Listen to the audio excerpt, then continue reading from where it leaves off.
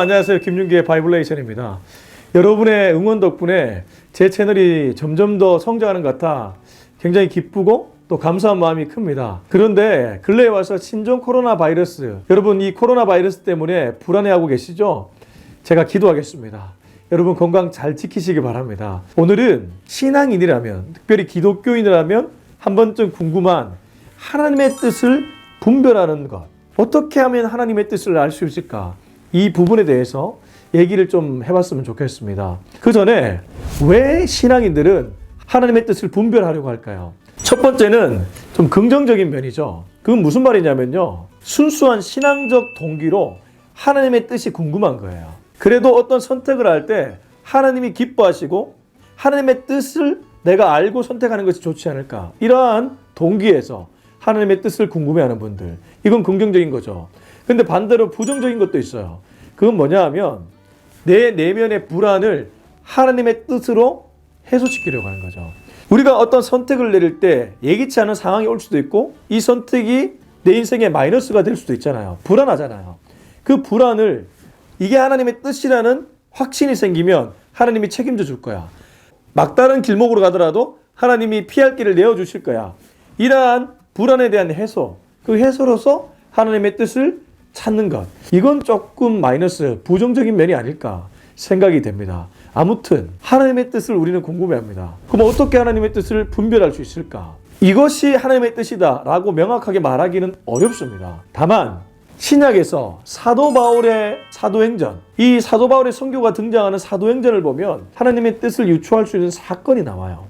사도행전 16장에 보면 사도 바울이 무시아라는 지역에 이르러 비두니아로 가려고 했습니다. 성경에 지식이 있으면 이 말이 더 이해가 쉬운데 무시아라는 지역이 있는데 이 무시아에서 비두니아라는 지역으로 가려고 했는데 막혀요. 하나님의 영이 막았다는 표현이 나옵니다. 우리가 어떠한 삶을 살아갈 때 어떠한 사건을 앞에 두고 있을 때 무언가 막힐 때가 있어요. 내 뜻대로 되지 않고 막힐 때. 자, 이게 막혔을 때 또 다른 전환이 일어납니다. 그게 바로 보임입니다. 보임. 막힘과 보임. 하나님이 사도 바울에게 비두니아로 못 가게 한 후에 마게도냐 환상을 보여줘요. 보이죠. 이 내 뜻과 관계없이 보여지죠. 환상을 보게 되고 사람을 보게 되고 사건을 보게 되죠. 마게도냐 사람이 환상 중에 와서 우리를 도우라. 사건이 보이고 사람이 보이고 사람의 음성이 들리죠. 우리가 하나님의 뜻을 어떻게 알 수 있습니까? 막힌 후에 뭔가 보여요. 주변의 사건들, 주변의 사람들, 그들의 입술을 통해서 또 하나님의 말씀을 통해서 보여주는 것이죠. 그리고 사도 바울이 행합니다. 완전히 100% 사인은 아니지만 이러한 사인을 통해서 하나님의 뜻이라고 믿고 순종하죠. 행하죠. 그리고 나서 열매가 맺어집니다. 마게도냐의 첫 성인 빌립보에 갔을 때 문밖 강가에서 사도 바울이 복음을 전합니다.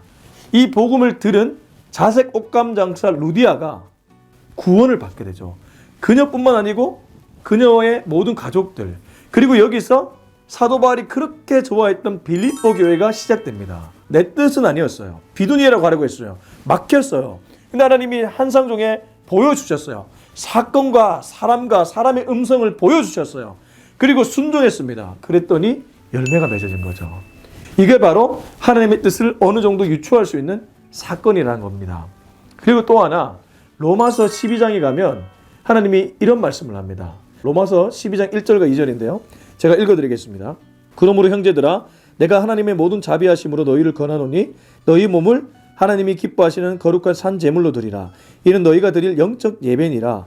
너희는 이 세대를 본받지 말고 오직 마음을 새롭게 함으로 변화를 받아 하나님의 선하시고 기뻐하시고 온전하신 뜻이 무엇인지 분별하도록 하라.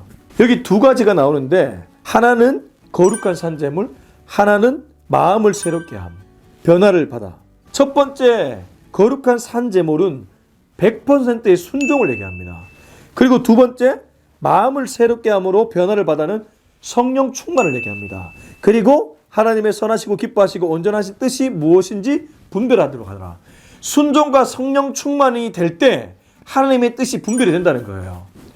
순종과 성령 충만이 될 때 하나님의 뜻이 무엇인지 분별된다는 거예요. 하나님의 뜻이 먼저 보이는 것이 아니고 우리가 순종하고 영적으로 충만하면 하나님의 뜻이 분별이 된다는 거예요. 영이 맑아지면 하나님의 뜻이 분별된다는 거예요. 이게 바로 하나님의 뜻을 분별할 수 있는 방법이라는 거죠. 여러분, 말씀이 들려오고 하나님이 뭔가 보여주고 사인을 보여주시면 일단 순종하는 겁니다. 그리고 우리가 성령 충만을 위해 애를 써야 돼요. 성령 충만의 첩경은 기도입니다. 말씀입니다. 이 두 가지로 우리의 영을 계속해서 깨끗하게 유지하기 위해 노력하는 거예요. 그러면 하나님의 뜻이 더 잘 분별된다는 거죠. 바이블 레슨의 구독자 여러분, 하나님의 뜻이 궁금하십니까? 제가 앞서 얘기해드렸던 사도행전 16장에 사도 바울의 사건, 그리고 로마서 12장 1절 2절에 순종과 성령 충만, 이 두 가지를 기억하시고 여러분의 삶에 적용하면 여러분은 하나님의 뜻을 분별할 수 있을 것입니다. 올 한 해 하나님의 뜻을 잘 분별해서 여러분의 삶에 펼쳐지는 모든 것들 하나님의 뜻에 맞게 살아갈 수 있기를 기도하겠습니다.